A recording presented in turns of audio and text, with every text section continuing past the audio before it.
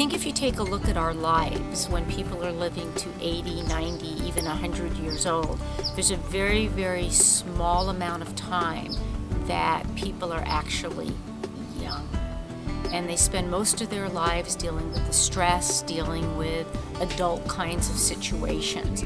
I think when you're young, you should be somewhat foolish. I think you should take chances. I think you should be idealistic. I think you should be doing silly things, because there's going to be a point when you really can't. And it doesn't even look nice when you are, because people go from being childlike to being childish.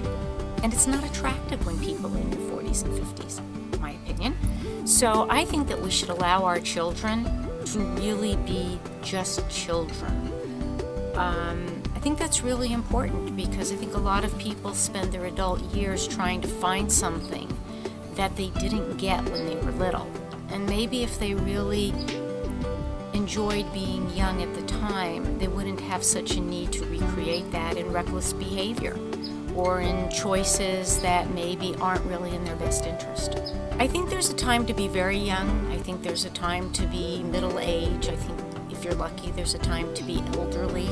And I think we should embrace where we are in our lives, not look 20 years ahead or 20 years behind, but live in the moment you're in, because it's never going to be the same.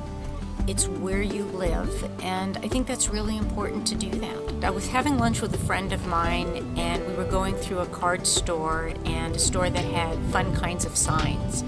And one of the signs that I read said, if you didn't know how old you were, how old would you think you were?